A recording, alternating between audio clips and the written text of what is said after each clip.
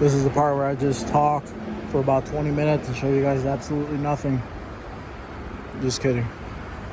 I was having issues with the car starting only at operating temperature. Once it got warmed up, it was cranking and cranking really slow, and it took a while to get it to start. So first I thought maybe I'm getting a vapor lock,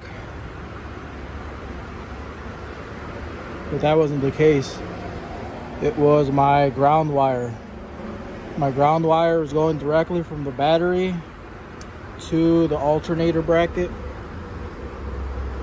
It's going from the battery right here, and that's not a very good ground. So I switched it up and I put the ground wire right here going to this bolt that goes directly into the block.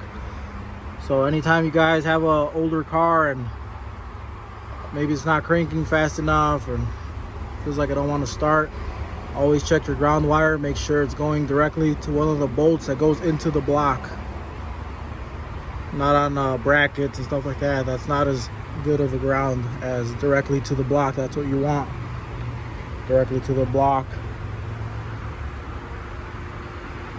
So check that out before you think it might be vapor locking or something.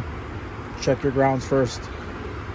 This goes for any older, big block, small block, any car really.